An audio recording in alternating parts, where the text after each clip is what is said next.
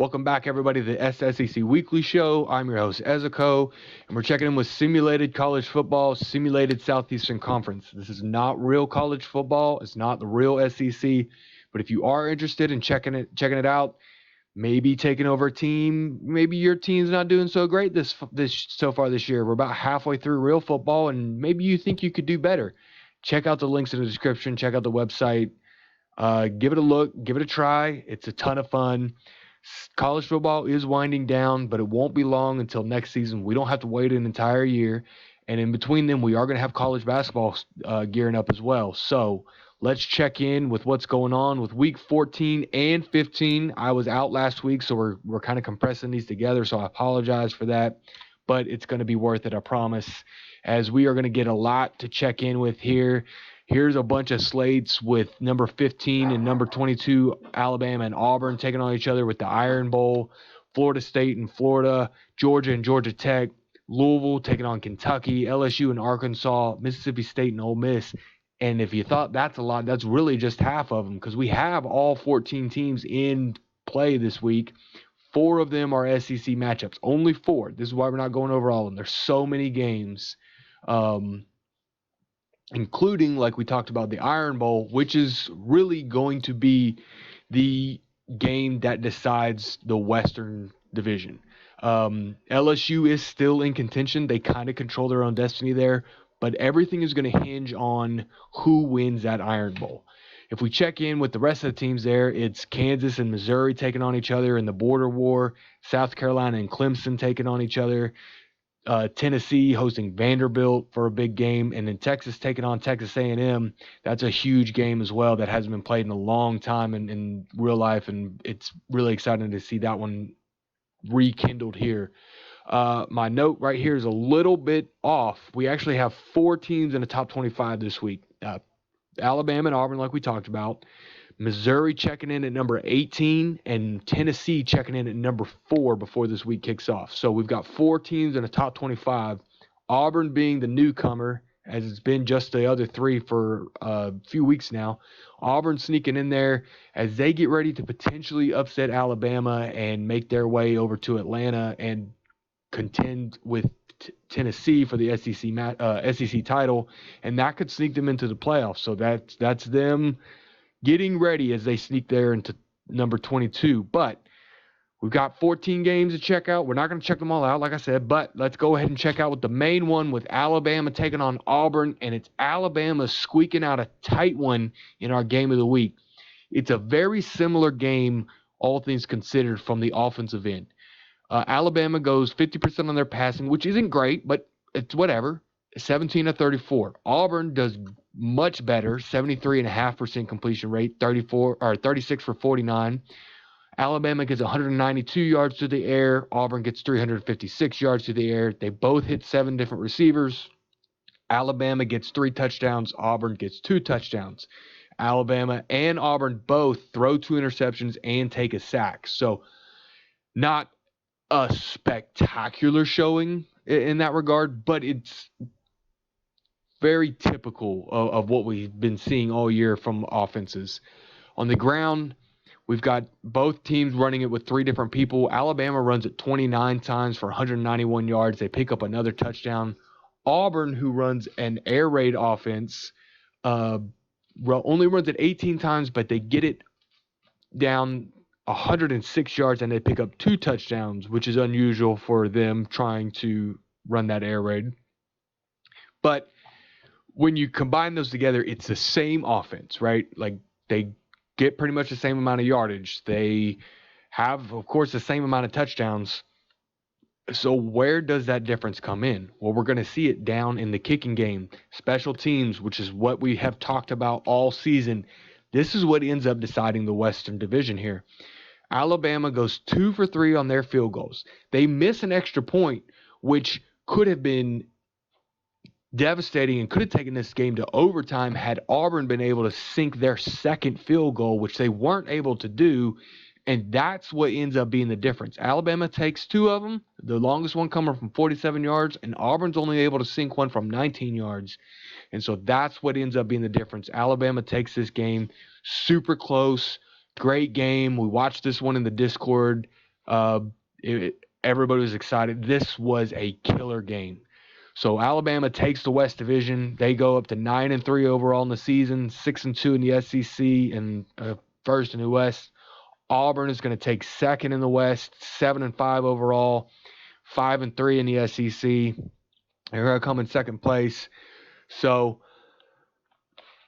that's not quite done because we still have one more game with LSU taking on Arkansas.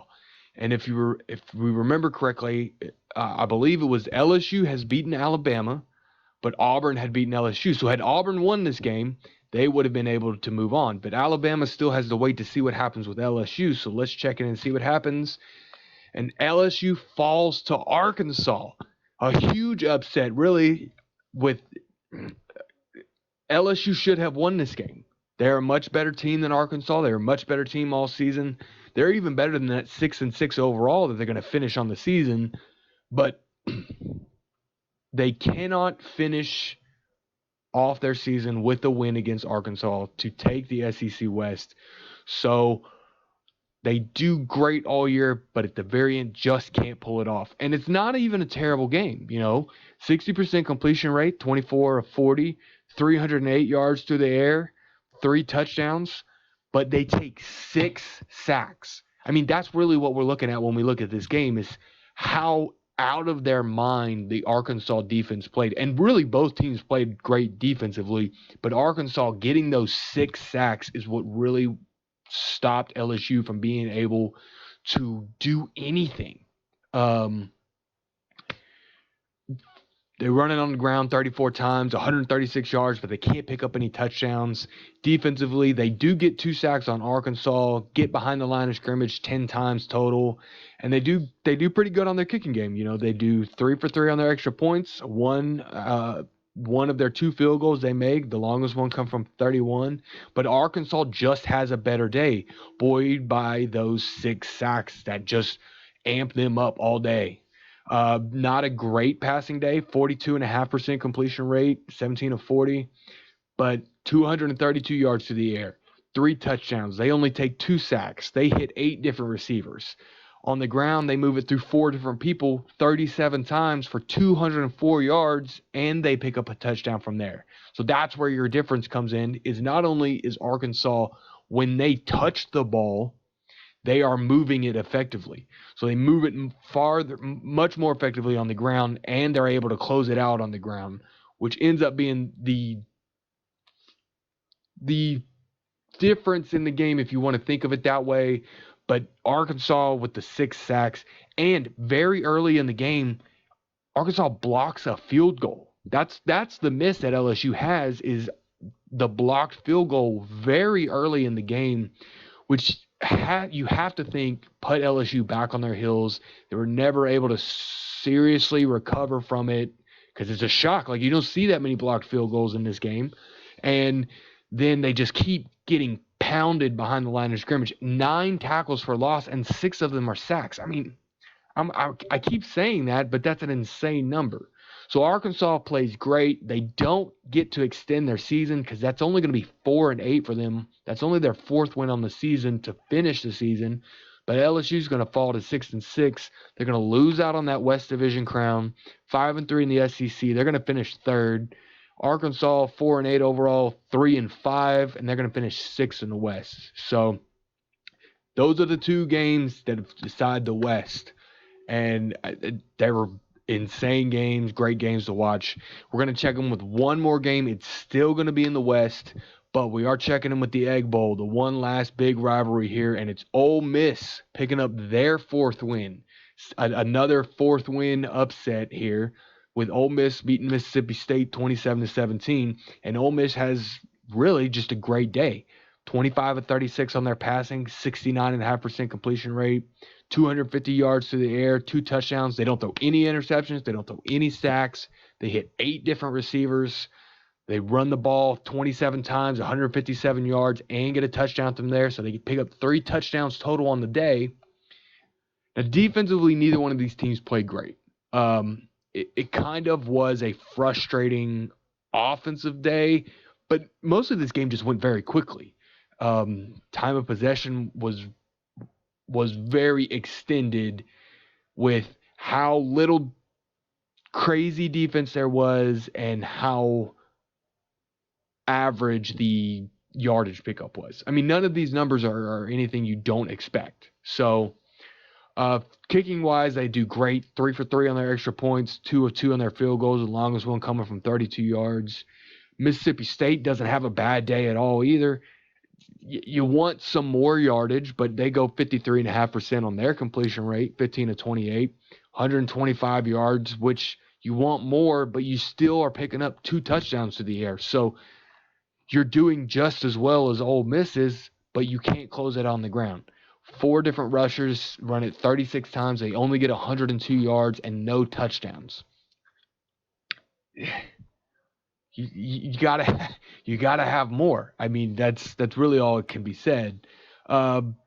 Kicking wise, they do fine. 2 for 2 on their extra points. They make their 1 field goal, 36 yards out. So the difference for this game is the 1 extra touchdown that Ole Miss is able to secure on the ground and their 1 extra field goal.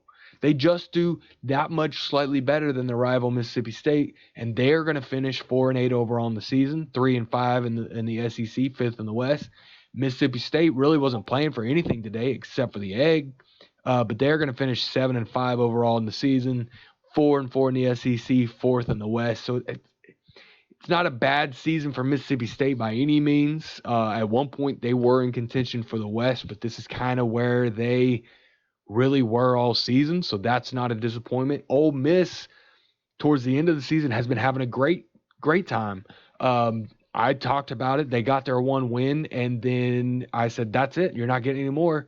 And they beat me. They beat a few more teams, so they finished with 4 wins, and you didn't think that was going to happen because they were pretty terrible for a while. But Ole Miss takes the Egg Bowl. Let's check in with the rest of the games with just a scoreboard. The SEC scoreboard here with first time this season with so many going on. Florida falls to their rival Florida State 34-14, so they're not going to make a bowl this season. Georgia, powering through the end of the season, goes to 7 wins, picks up their 7th win against Georgia Tech, 28-7. Louisville doesn't do great against Kentucky. I mean, Louisville's a great team. They are going to make the college football playoff, whether or not they win the ACC championship. I believe that they will make it. Kentucky has not had a great season all year. We've talked about it here. Don't know what happened to them, except for that I'm not a great coach, and they have not played great. But Louisville doesn't play great in this game, and they only win 18-7. So I'll take it. Kansas smashes Missouri, and Kansas should have been much better this season than they were. I believe that's their 8th win, so they're going to finish 8-4 on the season. Missouri's going to finish somewhere in that same realm, 8 or 9 wins. But they were much better all season than they should be. We saw them earlier. They were ranked 18, I believe it was, which is about where they should be. So they should not have trouble with this Kansas team. But they are going into Kansas in a huge rivalry game that hasn't been played in a while. Emotions are high. Kansas is ready to cap off their season, and they do. Missouri can't do it because they're not playing for anything except for pride at this game. But Kansas just has a little bit more to win on that one. Clemson, kind of the same deal. They beat South Carolina 13-3. Not a great game. Not a whole lot of fireworks there, but Clemson pulls it off. Tennessee pulls off the final victory against their rival for their 10th win on the season, 24-14 over Vanderbilt. Kind of thought that one would be a little bit higher, but whatever. You get the win, you move on. That's all you got to do. And then Texas A&M, who's had a terrible season since the Arkansas game. I don't believe they've won a game since the Arkansas game. They fall to their rival Texas 37-20. Which a great game for Texas, great season for Texas. Not a great season for Texas A&M. Very disappointing. It's unfortunate for them to finish the season on that note. But that's the end of your SEC season right there. Those are the final scores. And let's check in with our player of the week this week. It's going to be Elijah Wendelken, the running back for Arkansas, who not only takes the upset against LSU, But look at those numbers: 29 rush attempts for 145 yards and 1 rushing touchdown. Now, he only catches the ball twice, but when he does, he runs it for 11 yards each time, and he gets 2 receiving touchdowns. So 3 touchdowns on the day, 29 rushes, 2 catches, and 167 yards total on the day. Great day from him to pull off the upset and finish the season on a high note for Arkansas. Checking with the standings real quick. We kind of went over them as we went through, but Alabama and Tennessee are the 2 main ones to look at there, with Alabama taking the West Division, Tennessee taking the East Division. Other notes here that are interesting: Kentucky finishes 6th, losing a tiebreaker to Florida.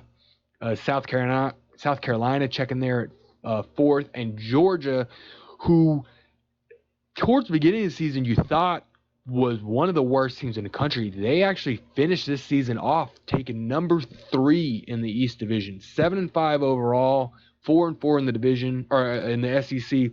Great season from them. Not a whole lot else to check out here. This hasn't changed much since we last checked in because there was only a few games left and nothing really moved. So again, Alabama and Tennessee taking on each other in Atlanta for the SEC championship.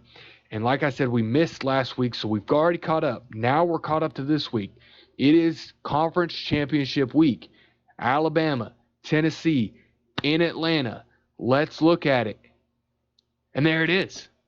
Alabama goes into Atlanta and takes out Tennessee. Rankings update a little bit. Of course, Alabama gets into number 10.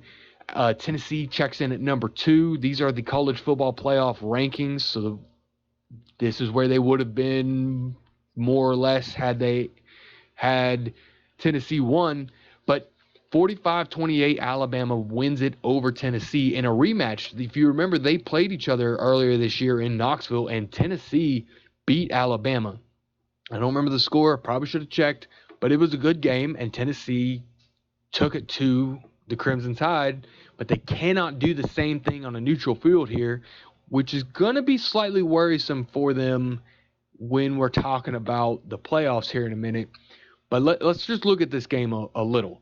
Alabama, 78.8% completion, 26 of 33. 339 yards to the air, 3 touchdowns, an interception, and they take 3 sacks, but they hit 7 different receivers. Tennessee tries to do much of the same and is mostly successful. They get 26 of 37 passing, 70.3%, 375 yards to the air, 2 touchdowns, throw 2 interceptions, take a sack, and they hit 5 different receivers. Neither one of those stat lines are bad. Both of those are great stat lines. I'd kill for them. But when we go to the ground, Alabama takes it 43 different times from 3 different people for 263 yards on the ground and 3 touchdowns. So that's where the difference ends up being. They get 6 total touchdowns. Tennessee's only able to hammer home 4. 3 of them come from the ground on Alabama. Tennessee has 2 different rushers. Aldrick, is really the only one you need to pay attention here. I think the other guy maybe rushed for 1 or 2 times, and it was for negative yardage. Aldrick rushes it 28, 27 times. On total, the team goes 29 times, 111 yards, and they pick up 2 touchdowns. If you're going to be relying on your Heisman contending quarterback, and Aldrick is a finalist for the Heisman, he's deserving of the Heisman. He is a Heisman caliber running back like you haven't seen in a while. He has to do much better than the 111, which I think he actually ended up having 113 yards on the day. He has to do much better than that. Tennessee has to do much better than that. But with 28 points, you think that would be enough, but it just isn't against a team like Alabama. Going down to special teams, 6 for 6 on their extra points. Tennessee's 4 for 4, so great kicking day from both of them. But Tennessee misses their lone field goal. Doesn't really end up mattering, as we can see. Alabama goes 1 for 3 on their field goals, the one coming from 41 yards. And that's going to finish the season, kind of, for both of these teams. Finishes the championship, the regular season, the SEC season, if we will. Both of them are going to finish 10-3 overall, 7-2 in the SEC. Alabama, your SEC champions. So with them being number 10 in the football playoff, that you have to think is going to move them up just a little bit more. It's going to lock them into a top seed, top conference seed. Tennessee should still make the playoff. If Tennessee doesn't make the playoff, then everything that I think means nothing. The committee's terrible, all these sorts of things.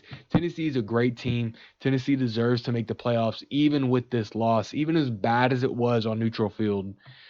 Tennessee has had the season that deserves a college football playoff spot. So let's check in with that now. Well, this is how long it's been since we've had the program. We have the college football playoff. We have the rankings. We have the bracket. And here is your bracket. There we're checking in. Tennessee with number 8. They're going to be taking on Michigan State, who's going to be number 9. Michigan State lost the Big Ten championship as well to Northwestern, which was a terrible loss. That may, of all the upsets in the conference championships, that may be the worst one. So 11-2 Michigan State taking on 10-3 Tennessee for the 8-9 slot. They're going to play for the honor of taking on number 1 Texas State, which is not going to be a great matchup for either one because Texas State has been great all year. I know my rankings have disrespected them. I've acknowledged that. I haven't been able to figure out how to get them higher in my mathematical rankings, but Texas State has been a great team all year, been right in that top 4 or 5 all season. A little bit lower, Louisville, who beat Kentucky. They also win the ACC championship over Pitt, I believe it was. They check in at number 5, taking on number 12, Kansas State, who didn't play in the Big 12 championship but had a great season all year as well. They stay right there on the bubble just long enough for the loser of the Big 12 championship to slip out, and they go ahead and sneak right in at the last slot. They're going to play for the honor of taking on Western Michigan, who's number 4, because they lose the MAC championship to Bowling Green. A great game all around. I may be wrong about that. I actually don't think Western Michigan played in that game, now that I say that. So ignore that. But my point is, Western Michigan has had a great season. They spent most of the season at number 1 in both the coaches' rankings and the college football playoff rankings. They had a couple slip-ups at the end, which is what slips them down to number 4, but they are a great team. You don't want to be facing them, even if you are Louisville, who has been playing great as well. Alabama checks in at number 7, the SEC champ, who is going to be taking on Baylor as the Big 12 champ. So the SEC champ taking on the Big 12 champ. Arguably the 2 best conferences this season, in addition to the MAC. We'll talk about the MAC here in a second, but the Big 12 taking on the SEC at the 7-10 for the honor of taking on Bowling Green at number 2. Bowling Green being the MAC champions. So there's your 3 best conferences of the season: the SEC, the Big 12, and the MAC. The MAC with 3 teams in this playoff, with Central Michigan down there as well. 2 of them are in the top 4 and get that first round bye. So the MAC is a great conference, the SEC is a great conference, and the Big 12 is a great conference. And they are all going to figure out who's the best here over the next 2 weeks. Number 6, UCLA, the Pac-12 champions, taking on Central Michigan at number 11, who slips in as an at-large bid.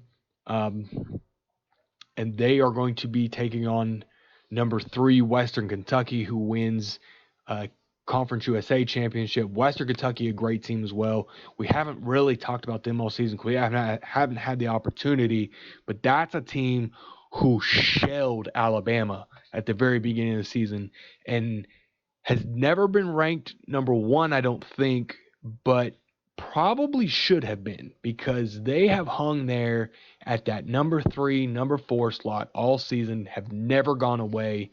And if you see them in the final, do not be surprised, because Western Kentucky is a great team, and they're going to be a great team for the next couple years as well. So that's your bracket. That's what it looks like. Tennessee's got some work to do. They have to beat Michigan State. Then they have to take on Texas State, that's going to be the toughest matchup of the entire season.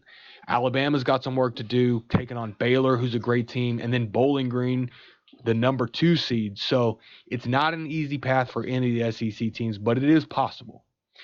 There are some more bowl games, of course. We have 4 other SEC teams who qualify for bowl season. The Las Vegas Bowl with Missouri and Washington. Birmingham Bowl with LSU and ECU, Eastern Carolina. The Deep in the Heart of Texas Bowl. That's a bowl that my wife named, so you can all thank her for that. That's going to be taken at Darrell Royal Stadium. Technically the home of the Longhorns, who will be playing there. So, and for those of you who are concerned, it will be a neutral game. But Georgia taking on Texas in that bowl, that's going to be a great game to watch. Both of those teams. Georgia has had a great, we talked about this a little bit, but Georgia has had a great season coming off of a season that they should not have been as good as they are. Texas, on the other hand, has just been silently consistent. Maybe they should have been a little bit better, but they're going to come up with a great matchup in Georgia, and these teams are going to kind of see what next season holds for them. Then the final one is the ReliaQuest Bowl, Mississippi State taking on Penn State. That'll be a good one to watch as well. But both those teams having quietly successful seasons, not as successful as you would want to, but very good ones to watch. So that's your bowl outlook for this season. These are going to be your last games. We're going to check them with these as they go, but that's pretty much it for them. A quick check of recruiting here with quite a few commits. This is 2 weeks worth of commits, but it's still a lot. Before we go down the list, let's check in with the SEC weekly recruiting rankings. Tennessee picks up a ton of recruits here, and they fly up the rankings to number 3. And then there's Bowling Green as well. And I know they're not SEC, but we're going to talk about them a little bit because they are number 2 in the country right now, number 2 seed in the playoff. Quietly, secretly had an amazing season, kind of gotten forgotten about while everybody was paying attention to Western Michigan. And then Bowling Green just flies out and beats them and wins the MAC. And then they are right now checking in with the number 1 recruiting ranking. So Bowling Green's going to be super dangerous and super scary, not just this year, but next year and the season after that and the season after that. So watch out. But Tennessee checking in at number 3, the highest SEC team in our rankings. Texas A&M picks up a handful of recruits in this ranking, all pretty good ones for them. They pick up 2 4-stars and a 3-star, a punter and a kicker, which, that's great. You still need those, but they are going to check in at number 15 here in our rankings. And Florida's still hanging on there. They pick up 1 recruit over these past couple of weeks. They've been in our rankings a little bit, but the quality of their recruits has been so good that even with just 9 recruits, they're checking in at number 25 in our rankings. So, real quick, Tennessee picks up 4 recruits over the last week. A 4-star tight end, a 4-star guard, 4-star free safety, a 4-star linebacker. 2 out of Florida, 1 out of Kentucky. That Pineville, I think that's close to the border, so pretty much homeland there for them. And then 1 all the way from Tennessee. That linebacker Pennsylvania. That linebacker coming all the way from Pennsylvania. LSU pick up 2 recruits, a 4-star wide receiver and a 3-star offensive tackle, both from hometown Louisiana. Florida picks up 1 local kid, 4-star linebacker. That's a great get from them, a defense that needs some help. Mississippi State picking up 2 guys, a 4-star linebacker and a 3-star quarterback, both from Mississippi. So staying in the backyard. Arkansas picks up a local kid, a 4-star linebacker. Bama cleans up, as they always do. We see this in real life, and we're seeing it here in the sim as well. And it just gets so frustrating with how good Bama is. They pick up a 4-star tackle, another 4-star tackle, a 3-star cornerback, a 3-star defensive tackle, a 3-star guard, and 3-star wide receiver. 1, 2, 3, 4, 5, 6 recruits just picked up in the last 2 weeks by Alabama. They're not here in our top 25 because I think that might be their first 6, or maybe they got another 1 or 2, and there is a few 3-stars in there. But if anybody can do more with less, it's going to be Alabama. That's how frustrating they are, right? Texas A&M picks up 3 recruits here, a 3-star linebacker, the 4-star punter, a 3-star kicker. So that's great for them to keep up keep up and advance their kicking game, which, as we've seen on this program, is so important. It's more important than people think. Georgia is the secret winner here with the 4-star quarterback pickup from Franklin, Louisiana. Go in next door to pick up 2 Louisiana recruits silently as well with another 4-star punter. They also get a 3-star tight end, a 3-star linebacker. Not their first commits, but gets them up to about 6 or 7, I'm sure. But that 4-star quarterback is going to be so important for them here in a couple seasons as they develop that one. Ole Miss picks up a 4-star punter, and then Kentucky picks up a single 3-star tight end. So that's your recruiting for the last couple weeks. That's a lot of names. There's going to be a lot more coming as recruits pick their final destinations here in just these last couple weeks of recruiting. But for now, that is going to do it for us here at SEC Weekly. That was probably quite a lot of bit for you guys. I hope you enjoyed it. We will check in a bit more frequently as we go through the bowl weeks, checking in with the playoffs and seeing how well Tennessee and Alabama are doing in the playoffs, see how far they can get, checking them with Georgia and Missouri and Mississippi State and LSU in their bowl games, seeing how well they do. So good luck to everybody out there. Good luck to everybody in the SEC. Good luck to everybody else, unless you're playing an SEC team, in which case, good luck losing. But have fun out there. We'll see you guys next time. And stay tuned soon for some basketball content as well. So I'll check you guys later.